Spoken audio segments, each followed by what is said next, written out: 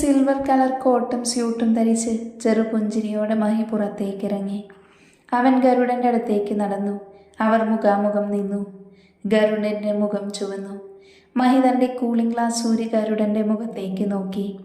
അവൻ്റെ നീല കണ്ണുകൾ ഗരുഡൻ്റെ കണ്ണുകളിലേക്ക് ചൂഴ്ന്നിറങ്ങി.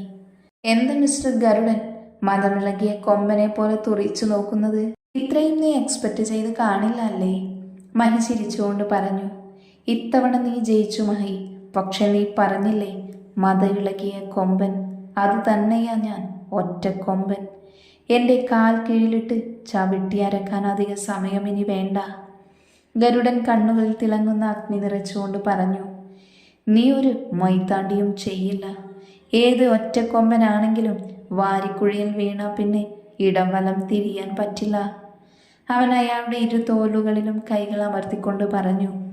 നീ ഈ കാട്ടിലെ ഒറ്റക്കൊമ്പനാണെങ്കിൽ ഞാൻ സിംഹമാണ്. അറിയില്ലേ കാടിൻ്റെ നിയമം?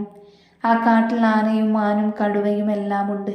ബട്ട് രാജാവ് അത് ഒരാളാണ്, സിംഹം. അത് നീ മറക്കണ്ട. അവനത് പറഞ്ഞപ്പോൾ ഗൗരവകാരുടനെ ഒന്ന് നോക്കി ചിരിച്ചു. ഈ ടെൻഡർ നീ എടുത്തു എന്ന് കരുതി കൂടുതൽ അഹങ്കരിക്കണ്ട. നിന്റെ ആയുസ് എണ്ണപ്പെട്ട് കഴിഞ്ഞു. അയാൾ അവൻ്റെ കൈ തട്ടി മാറ്റിക്കൊണ്ട് പറഞ്ഞു. അവൻ തൻ്റെ കോട്ടൊന്നു കുടഞ്ഞ് അയാളുടെ മുഖത്ത് നോക്കിയൊരു പുച്ഛത്തോടെ ചിരിച്ചു. ഗരുഡ, ഞാൻ ദേവന്റെ അവതാരമല്ല, അസുരനാണ്. അസുരന്മാരിൽ അസുരനായ രാവണൻ. എനിക്ക് നീയൊരു ഇരയല്ല. എന്നോട് ഇനിയും നീ കളിക്കാൻ വന്ന വാരിക്കുഴിയല്ല, നിന്നെ ജീവനോടെ കുഴിച്ചു മൂടാനുള്ള കുഴിവെട്ടും ഞാൻ. ഫ്രീ ആയൊരു സ്മാരകം കൂടി പണിയും. അങ്ങനെയൊന്നും വേണ്ടെങ്കിൽ മാറി നിൽക്ക് എൻ്റെ വഴിയിൽ നിന്ന്. ഇത് പറയുന്നത് രാവണനാ, മഹിരാവണൻ. അവൻ അത്രയും പറഞ്ഞു മുഖം തിരിച്ചകത്തേക്ക് നടന്നു. പിന്നിലായി മറ്റുള്ളവരും. അയാൾ അകത്തു കയറിയതും എല്ലാവരും ബഹുമാനത്തോടെ എഴുന്നേറ്റു നിന്നു. അവൻ എല്ലാവരോടും ഇരിക്കാൻ കൈകൊണ്ട് പറഞ്ഞു. ടേബിൾ വെച്ചിരുന്ന എഗ്രിമെന്റ് സൈൻ ചെയ്യാൻ അവൻ മുന്നോട്ട് നടന്നു. സർ, എൻ്റെ മകളുടെ ഭർത്താവിൻ്റെ ജോലിക്കാര്യം എന്തായി? അവിടെ ഇരുന്ന് ചീഫ് ഓഫീസറോട് മഹി ചോദിച്ചു. ഒന്നും ആയിട്ടില്ല മഹി, അന്വേഷിക്കുന്നുണ്ട്. അയാൾ ഇത്തിരി നിരാശയോടെ പറഞ്ഞു നിർത്തി. എന്നെ ഒന്ന് വന്ന് കാണാൻ പറയൂ. പറ്റുമെങ്കിൽ എൻ്റെ ഏതെങ്കിലും ഓഫീസിലൊരു ജോലി ശരിയാക്കാം. അവനത് പറഞ്ഞതും അയാൾ കൈകൾ കൂപ്പി. അവൻ വേണ്ട എന്ന രീതിയിൽ അയാളുടെ കൈകളിൽ പിടിച്ചു. ടെൻഡർ ഫോർമാലിറ്റീസ് കഴിഞ്ഞ് അവനും കൂട്ടരും പുറത്തേക്ക് നടന്നു. ആ ബ്ലൂ ബെന്റലി അവിടെ നിന്ന് പുറത്തേക്ക് കുതിച്ചു. പിന്നിലായി 2 ഫോർച്യൂണറും. സച്ചു, നമ്മുടെ നന്ദുവിന് എന്തു പറ്റി? അവൾ ഇന്നലെ പറയുക അവൾ ആ മഹിയോട് ഫ്രണ്ട്ഷിപ്പ് ആവാൻ പോവാന്ന്. ലച്ചു സച്ചുവിനെ പിടിച്ചു കുലുക്കിക്കൊണ്ട് പറഞ്ഞു. അത് നല്ല കാര്യമല്ലേ? അവിടെ ഫ്രണ്ട്ഷിപ്പ് പൊളിയാ. സ്റ്റാർട്ടോട്ടിൽ ഫുഡ്, ലക്ഷറി ലൈഫ് എല്ലാം പൊളിയായിരിക്കും. എൻ്റെ ഈ കാറ് പോലും അവൻ എടുത്തു തന്നതല്ലേ? അവൻ കുലുങ്ങി ചിരിച്ചുകൊണ്ട് പറഞ്ഞു.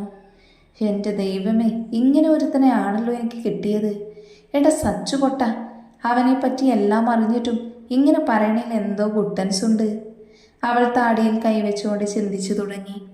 അതെ, നീ ഇങ്ങനെ CBI കളിക്കണ്ട. അവൻ്റെ അവസ്ഥ അറിഞ്ഞുകൊണ്ടാവും. അത് കേട്ടതും അവൾ സച്ചുവിനെ ചുഴിഞ്ഞു നോക്കി. അതെങ്ങനെ സച്ചുവേട്ടനറിയാം? അവൾ വീണ്ടും സംശയത്തോടെ സച്ചുവിനെ നോക്കി. അത് ഞാനല്ലേ എല്ലാം അവളോട് പറഞ്ഞ്. അപ്പോൾ അവൾ സെൻഡിയായി. പിന്നെ നീ ഇനി ഇടങ്കോലിടല്ലേ. പാവമാണ് മഹി, ഇങ്ങനെയൊക്കെ ആയിപ്പോയെന്നേ ഉള്ളൂ. അവൻ മാറുവാണെങ്കിൽ അതിന് നന്ദു കാരണമായ നല്ലതല്ലേ? അവനത് പറഞ്ഞതും ലച്ചു ചിന്തിച്ചു. ശരി എന്ന മട്ടിൽ അവൾ തലയാട്ടി. ദേ വരുന്നു താടു, ഇവൾക്ക് എന്തു പറ്റി? തലക്കടി കിട്ടിയ പോലെ ഉണ്ടല്ലോ. ലച്ചു അത് പറഞ്ഞതും അവൻ താടുവിനെ നോക്കി. എന്താ ചാരു, മുഖമല്ലാതെ? അവൻ്റെ ചോദ്യം കേട്ട് അവൻ ഞെട്ടി. അത് പെട്ടെന്ന് എന്നെ അടക്കാനുള്ള കുഴി വെട്ടണം. അവൾ പറയുന്നത് കേട്ട് ലച്ചു ചിരിച്ചു. നീ ചാവാൻ പോവാണോ? നല്ല കാര്യം. ലോകമല്ലേ തന്നെ ഒരുപാട് ദുരന്തം നേരിടുന്നുണ്ട്, അതിലൊന്ന് കുറയുമല്ലോ. അവൾ അത് പറയുന്നത് കേട്ട് താടുവിന് ദേഷ്യം വന്നു. ദുരന്തം നിന്റെ മറ്റവനാടി മരപ്പട്ടി. അത് കേട്ടതും സച്ചു പിന്നിലേക്ക് വീണു. സച്ചുവേട്ടാ, ഡി എന്തു വടി നിന്റെ പ്രശ്നം? അവൾ സച്ചുവിനെ പിടിച്ചെഴുന്നേൽപ്പിക്കുന്നതിനിടയിൽ ചോദിച്ചു. ഡി, ശ്രീകേട്ടൻ വരുന്നു. സംഭവം പുള്ളിക്കെന്നെ ജീവനാ. എന്നാലും ഇനി എന്താവോ എന്തോ. അവൾ കണ്ണുമിഴിച്ചു. ഏയ്, നീ പേടിക്കല്ലേ, അവൻ വരട്ടെ. സച്ചുവേട്ടൻ കൂട്ടാവുമല്ലോ അല്ലേ? അവൾ സച്ചുവിനെ നോക്കി. അത് ശരിയാ, അവൻ നെടുവീർപ്പിട്ടു. പെട്ടെന്നാണ് പുത്തൻ ഡ്രസ്സിൽ നന്ദു പടികൾ ചാടി ഇറങ്ങി വരുന്നത് കണ്ടത്. അവൾ പാടി ഇറങ്ങി വന്നു. അല്ല, ഇതെങ്ങോട്ടാ? ഒന്ന് ഒരുങ്ങിയിട്ടുണ്ടല്ലോ. ലച്ചുവും താടവും അവളെ അടിമുടി നോക്കിക്കൊണ്ട് പറഞ്ഞു. ഒരു റിച്ച് മാനെ കാണാൻ പോകുമ്പോൾ ഇത്രയെങ്കിലും ഒരുങ്ങണ്ടേ? പിന്നെ രാവിലെ ഒന്ന് കുളിക്കുകയും ചെയ്തു. ഇത് കേട്ടതും ലച്ചുവും താടവും വീണ്ടും ഞെട്ടി. എടി, അതെ, നീ ശരിക്കൊന്ന് നോക്കിക്കേ, ഇത് നമ്മുടെ നന്ദു തന്നെയല്ലേ? താടു പതിയെ ലച്ചുവിനെ നുള്ളി. എന്തോന്നടി മരമാക്രി, നഖം വെട്ടിക്കൂടെ? പുല്ല്, നല്ല വേദന എടുത്തു. അവൾ കൈ തടവിക്കൊണ്ട് പറഞ്ഞു. നന്ദു ഇത് കണ്ട് ചിരിച്ചു. സച്ചുവിന് നേരെ തിരിഞ്ഞു. സച്ചുവേട്ട, മയില്ലേ? പുള്ളി ഈ ടൈമിൽ എവിടെ കാണും? ആ ചോദ്യം കേട്ട് സച്ചു ചിരിച്ചു. ലച്ചുവും താടുവും പരസ്പരം നോക്കി. അവനിപ്പോൾ അവൻ്റെ പ്രൈവറ്റ് ക്ലബിൽ കാണും. അവൻ ചിരിച്ചുകൊണ്ട് മറുപടി നൽകി. അപ്പം അങ്ങോട്ട് പോവാം. ഓക്കെ ഗേൾസ്, ചിലപ്പോൾ ഞാൻ തിരിച്ചു വരുന്നത് വല്ല ബെൻസിലൊക്കെ ആവും. Don't mind it, okay? അവൾ ഇത്തിരി ജാടയിൽ കൈവീശിക്കൊണ്ട് പുറത്തേക്ക് നടന്നു.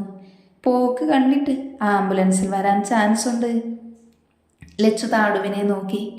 പെട്ടെന്ന് താടുവിൻ്റെ ഫോൺ റിങ് ചെയ്തു. അയ്യോ ശ്രീയേട്ടൻ, ഞാൻ ഇപ്പോൾ വരാം. അവൾ അത് പറഞ്ഞ് അകത്തേക്ക് ഓടി. ഈശ്വര, ഇനി ആ കുരിശു കൂടി വന്ന പൂർത്തിയായി. രണ്ടുപേരുടെയും പോക്ക് നോക്കിക്കൊണ്ട് ലച്ചു നിന്നു. Private golf court. ഓടിയുടെ ഡ്രൈവർ സീറ്റിൽ നിന്ന് മഹി ഇറങ്ങി. പിന്നിൽ നിന്ന വാനിൽ നിന്ന് ഗൗരവും മറ്റു ബോഡി ഗാർഡ്സും. അവർ ഗോൾഫ് കോർട്ടിലേക്ക് കയറി. അവിടെ ചെന്നെല്ലാം സെറ്റ് ചെയ്ത് മഹി പ്രാക്ടീസ് തുടങ്ങി. ചുറ്റും വീക്ഷിച്ചുകൊണ്ട് ഗൗരവും ഗാർഡ്സും നിന്നു. സച്ചുവും നന്ദുവും ആ സമയത്ത് അങ്ങോട്ടേക്ക് വന്നു. സച്ചു പലതവണ വന്നിട്ടുള്ളത് കൊണ്ട് പെട്ടെന്ന് അകത്ത് കടക്കാൻ സാധിച്ചു. ഹായ് മഹി. അവൻ്റെ വിളിയേറ്റ് മഹി തിരിഞ്ഞു നോക്കി. പക്ഷേ നന്ദുവിൻ്റെ മുഖം കണ്ടതും അവന് ഭാവം മാറി. ഡാ മഹി, ദേ ഇവൾ നിന്നോട് സോറി പറയാൻ വന്നതാ. അവനത് പറഞ്ഞത് കേട്ട് മഹി നന്ദുവിനെ ഒന്ന് നോക്കി. സോറി പറയാനോ അതോ വീണ്ടും വെല്ലുവിളിക്കാനോ? അല്ല, അന്ന് ജോലി സ്വയം ലഭിക്കുമെന്നൊക്കെ പറഞ്ഞു പോയതാണല്ലോ. ഇപ്പം എന്തു പറ്റി? എന്നോടുള്ള പേടി കൊണ്ടൊന്നും ചെയ്യുന്നത് എനിക്കിഷ്ടമല്ല. സ്വയം തോന്നി ചെയ്താൽ മതി. അവൻ അത്രയും പറഞ്ഞ് പ്രാക്ടീസ് തുടർന്നു. ഇതിപ്പോൾ സൈക്കോ മോഡാണ്, നോർമൽ മോഡാണോ? എന്തേലും ആവട്ടെ, പോയി സംസാരിക്കാം. അവൾ ആത്മകഥം പറഞ്ഞു മഹിയുടെ അടുത്തേക്ക് നടന്നു. സർ, ഒരു മിനിറ്റ്. ആ വിളി കേട്ടതും അവൻ അവളുടെ അടുത്തേക്ക് തിരിഞ്ഞു. എന്നെ സാറെന്ന് വിളിക്കണമെന്നില്ല, മഹി എന്ന് വിളിക്കാം. പറയാൻ എന്തേലും ഉണ്ടെങ്കിൽ വേഗം പറയാം. പിന്നെ എൻ്റെ അവസ്ഥയെപ്പറ്റി അറിഞ്ഞ് സഹതപിക്കാനാണെങ്കിൽ എനിക്കത് ഇഷ്ടമല്ല. അവൻ പറഞ്ഞതും നന്ദു ഒന്ന് അമ്പരന്നു. അപ്പോൾ സൈക്കോ ആണെന്ന് ഇയാൾക്കറിയോ? എന്തായാലും പറയാൻ വന്നത് പറയാം. സർ, ഞാൻ അന്ന് ഇത്തിരി അഹങ്കാരം കാണിച്ചു. നീക്കന്ന് ഈ പണമുള്ളവരോട് ഇത്തിരി പുച്ഛമായിരുന്നു. പക്ഷേ ഇപ്പോൾ സർ, സോറി. മഹി ചെയ്യുന്ന നല്ല കാര്യങ്ങളൊക്കെ അറിയാം. ജോലി വേണമെന്നില്ല, എന്നാലും എൻ്റെ ഒരു സമാധാനത്തിന് ഫ്രണ്ട്സ്. അവൾ രണ്ട് കാതിൽ കൈവച്ച് പറഞ്ഞതിന് ശേഷം അവന് നേരെ കൈനീട്ടി. മഹിക്ക് പെട്ടെന്ന് അവൻ്റെ അമ്മ അവനോട് ചെയ്യാറുള്ള ആ രംഗം ഓർമ്മ വന്നു. സച്ചു ഒരു പതർച്ചയോട് അവനെ നോക്കി. അവൻ്റെ മുഖഭാവം മാറി. മുഖത്തൊരു ചിരി വിടർന്നു. ഇതേസമയം ഗോൾഫ് കോർട്ടിനടുത്തുള്ള ബിൽഡിങ്ങിൽ ഒരു സ്നൈപ്പർ റൈഫിൽ മഹിയെ ലക്ഷ്യം വെക്കുന്നുണ്ടായിരുന്നു. ഒരു അമേരിക്കൻ ലുക്കുള്ളവൻ ബ്ലാക്ക് ഡ്രസ്സ് ധരിച്ച് ആ റൈഫിൽ പിന്നിൽ നിൽക്കുന്നുണ്ടായിരുന്നു. ടാർഗറ്റ് പോയിന്റ് മഹിയിലെത്തിയതും അയാൾ പല്ലുകൾ ഞെരിച്ചൊന്ന് ചിരിച്ചു. തൻ്റെ ചുണ്ടിലെ സിഗരറ്റ് തുപ്പിക്കളഞ്ഞ് അയാൾ ട്രിഗറിലേക്ക് വിരൽ വെച്ചു. ടാർഗറ്റ് ലോക്ക്ഡ്, അവൻ ബ്ലൂടൂത്തിലൂടെ പറഞ്ഞു. പതിയെ അയാൾ ട്രിഗർ അമർത്തി. ബുള്ളറ്റ് പുറത്തേക്ക് പാഞ്ഞു. പെട്ടെന്ന് ഗോൾഫ് കോർട്ടിൽ നന്ദുവിൻ്റെ നിലവിളി. ഗൗരവും മറ്റുള്ളവരും അവരുടെ അടുത്തേക്ക് ഓടി. നന്ദു ഇറുക്കിയടച്ച കണ്ണുകൾ തുറന്നതും കണ്ടത് നെഞ്ചിൽ വെടിയേറ്റ് കിടക്കുന്ന മഹിയെയാണ്. അവൾ അവൻ്റെ അടുത്തേക്കിരുന്നു. അവൻ്റെ കൈകളിൽ അവൾ മുറുക്കെ പിടിച്ചു. അവൻ്റെ നീല കണ്ണുകളിൽ അവളുടെ ആ രൂപം നിറഞ്ഞു നിന്നു. അമ്മ. അവൻ അവളുടെ മുഖത്തേക്ക് നോക്കി വിളിച്ചതും നന്ദുവിൻ്റെ കണ്ണുകൾ നിറഞ്ഞു. അവൾ ഇടത് കൈകൊണ്ട് അവൻ്റെ പുറകിൽ താങ്ങി. സച്ചുവും ഗൗരവും മറ്റുള്ളവരും അവനെ എടുത്ത് കാറിലേക്ക് കയറ്റി. അവൻ്റെ തലഭാഗം നന്ദുവിൻ്റെ മടിയിൽ വെച്ചു. അവൻ്റെ ഗാർഡ്സുകൾ കാറിലേക്ക് കയറി. എല്ലാവരിലും ഒരു ഭയം നിറഞ്ഞു നിന്നിരുന്നു. ആ വാനുകൾ ശരവേഗത്തിൽ കുതിച്ചു. സച്ചു തൻ്റെ കാറിലേക്ക് കയറി. അവനുമാകെ ടെൻഷനിലായിരുന്നു. അവനും ആ കാറുകളും ഫോളോ ചെയ്തു. മഹി വേദന കടിച്ചമർത്തി കിടക്കുകയായിരുന്നു. നന്ദു തൻ്റെ കൈയെത്തുന്ന ദൂരത്തുള്ള വാട്ടർ ബോട്ടിൽ എടുത്തു വെള്ളം അവൻ്റെ വായിലേക്ക് ഒഴിച്ചു കൊടുത്തു. അവൻ കുടിച്ചു കഴിഞ്ഞ് അവളുടെ മുഖത്തേക്ക് നോക്കിയതും അവൻ്റെ അമ്മയുടെ മുഖം നിറഞ്ഞു.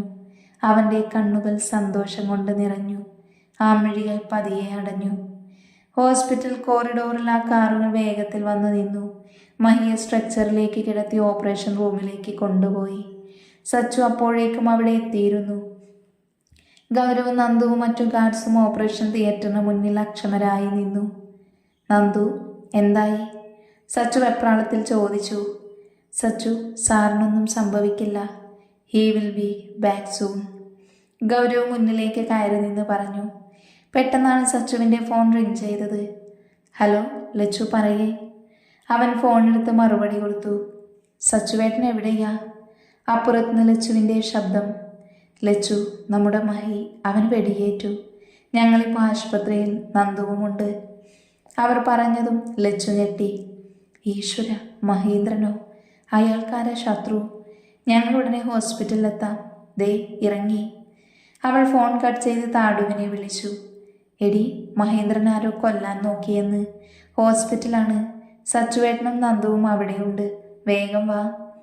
അവൾ താടുവിനെ പിടിച്ചു വലിച്ചു. ഈശ്വര, ഇതെന്താ കേൾക്കണേ? അല്ല, അയാൾക്കാരെ ശത്രു? അവൾ പുറത്തേക്ക് നടക്കുമ്പോൾ ചിന്തിച്ചുകൊണ്ടേയിരുന്നു. ഗരുഡയുടെ ബംഗ്ലാവ്. ഗരുഡ തൻ്റെ ഫോണിനടുത്ത് അക്ഷമനായിരിക്കുകയാണ്. പെട്ടെന്ന് ഫോൺ റിങ് ചെയ്തു. ഹലോ മഹി, അവൻ മരിച്ചു എന്ന വാർത്തയ്ക്ക് വേണ്ടിയാണ് ഞാൻ കാത്തിരിക്കുന്നത്. പറയൂ വേഗം, അയാൾ അലറി വിളിച്ചു. സാബ്, മഹി, അയാൾ രക്ഷപ്പെട്ടു.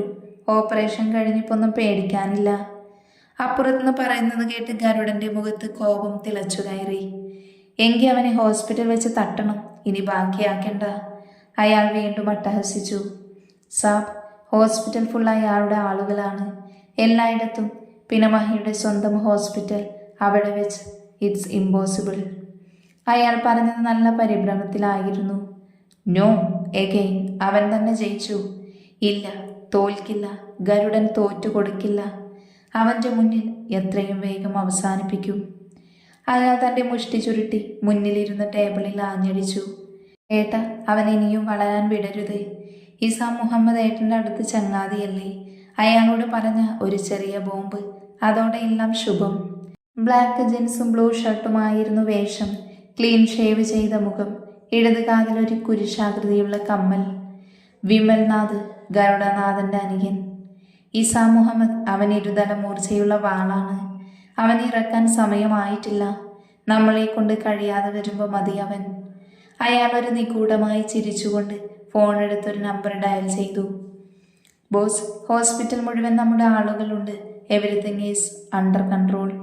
ഗൗരവ് മഹിയെ നോക്കി പറഞ്ഞു. മഹിയുടെ ഓപ്പറേഷൻ കഴിഞ്ഞ് അവനെ സ്പെഷ്യൽ റൂമിലേക്ക് കൊണ്ടുവന്നിരുന്നു. അവിടെ ഗൗരവിനെ കൂടാതെ സച്ചുവും നന്ദുവും നിന്നു. നന്ദന, ആ കുട്ടിക്ക് എന്തെങ്കിലും? അവൻ തൻ്റെ ചെറിയ വേദന കടിച്ചമർത്ത് വിക്കി വിക്കി ചോദിച്ചു. ഞാൻ ഇവിടെയുണ്ട് മഹി. അവൾ മുന്നിലേക്ക് കയറി നിന്നു. അവൻ്റെ മുഖത്തൊരു ചിരി വിടർന്നു. പെട്ടെന്ന് സച്ചുവിൻ്റെ ഫോൺ റിങ് ചെയ്തു.